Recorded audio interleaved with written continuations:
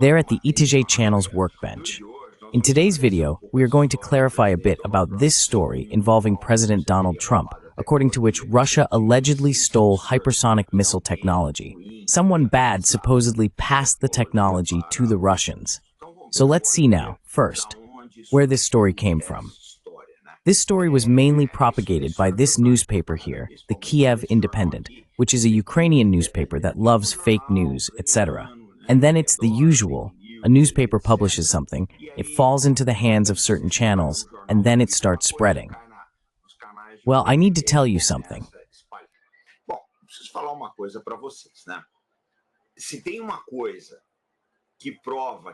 If there's one thing that proves hypersonic missile technology wasn't stolen from the United States, it's the fact that they haven't been able to develop their own so far.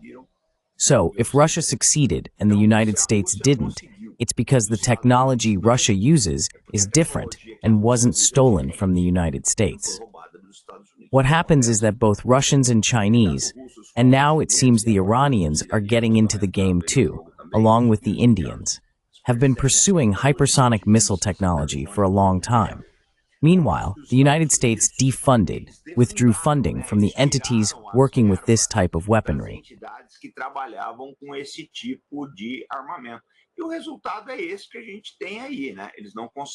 And the result is what we have here. They were unable to develop hypersonic missiles.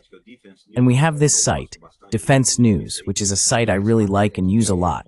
And this article here is from last year, January 2024, more than a year ago, therefore. And they say that the United States failed to deploy hypersonic missiles. Well, then you ask, why did this happen?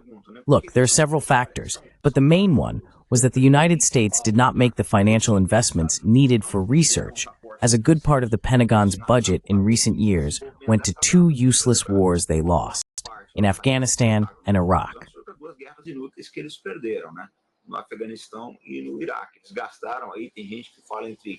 They spent, some people say, between $4 and $8 trillion on these wars, useless wars.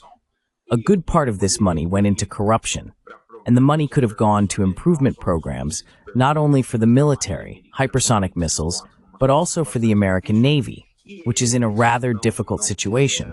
And they didn't make those investments, and the result is, they're now trying to make up for the loss. I believe there's no reason to doubt that they will eventually succeed sooner or later. But in this, Russia and China are already quite advanced. Now Trump, we know he says anything. The other day he said that Russia lost 60 million inhabitants in World War II.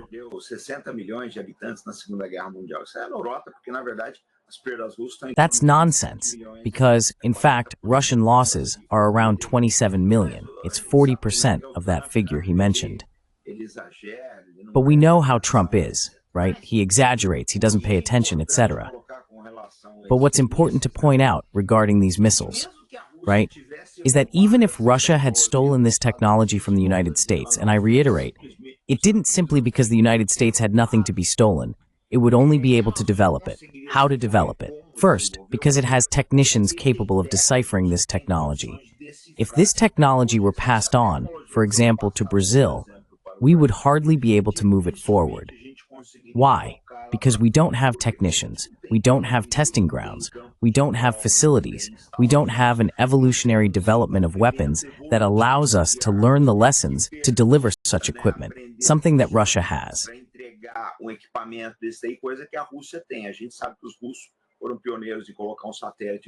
We know that the Russians were pioneers in putting a satellite into space, the Sputnik, and later pioneers in putting a man in space as well, Gagarin. They have a whole tradition of developing missile and rocket science. Look at the quality of the Russian anti-aircraft missiles that would allow them to develop. Stolen or not, they are ahead in this. It wasn't stolen.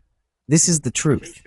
We take, for example, the development of the Kinzhal. The Kinzhal entered service in 2017, therefore almost 8 years ago. So we notice that they have a tradition of working with these types of equipment for a long time. We have here, for example, the Iskander. The Iskander, which is also hypersonic, entered service in 2006 and began being designed in 1988. Therefore, 27 years ago, when Trump wasn't even dreaming. E ele começa a ser desenhado em 1988, portanto, há 27 anos atrás, quando o Trump nem sonhava, pelo menos até onde a gente sabe, em ser presidente. At least as far as we know, in being the President of the United States. If we were to conduct a survey, we would find that the Russians have been exploring this type of technology for decades. So Trump's statement is completely untrue. But that's Donald Trump being Donald Trump. He is verbose, he likes these hyperboles, he likes all these things. For his audience and for some fools around the world, this ends up working very well for the guy to make money too. That works well, but the reality is completely different. The United States abandoned financial investments and couldn't develop this.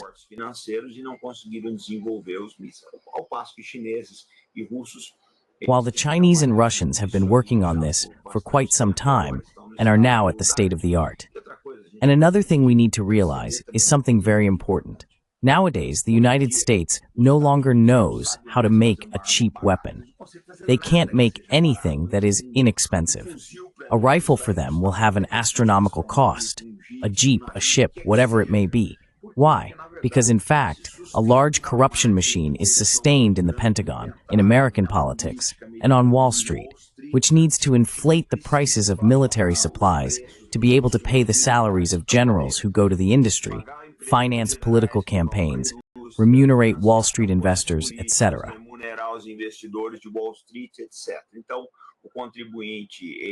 So, the taxpayer pays for 5 rifles and ends up getting one. That's the truth.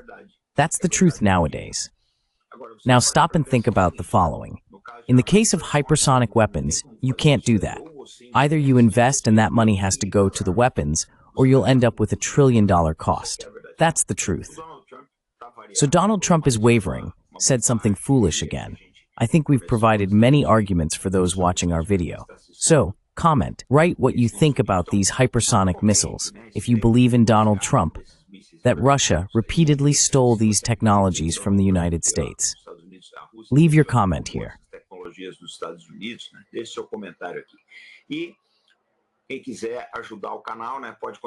Anyone who wants to support the channel can contribute with super stickers or super chat, or become a member of the channel club, or I always ask for picks, folks. Why is picks more advantageous for the channel? Because picks is not restricted by YouTube. YouTube restricts the channel's numbers a lot, that's true. A live stream that was supposed to have 30,000 views ends up with 18,000. But picks can't be circumvented because it doesn't go through YouTube. So the best way for you to support the ARTE Da Guerra channel is through contributions via picks, and also by subscribing to our channel, commenting, sharing, liking, and posting on your social networks. And we'll be back tomorrow, always with responsibility and commitment. Sempre com responsabilidade e compromisso. Fé no Brasil, pessoal. Até mais. This is in Brazil, folks. See you later. Well, people, in our wish list found in the video description, you will find many books about the war in Ukraine. And I remind you of the following. Books delivered by Amazon's delivery system arrive quite quickly. But if you're from that generation that prefers a Kindle book, you can download it instantly. The prices are very good, the topics are quite up to date, and they will give you a very clear picture of what's happening in the war in Ukraine. And I remind you that every time you buy books and other items on Amazon, you are supporting the ARTE Da Guerra channel. Vocês estão ajudando o canal Arte da Guerra.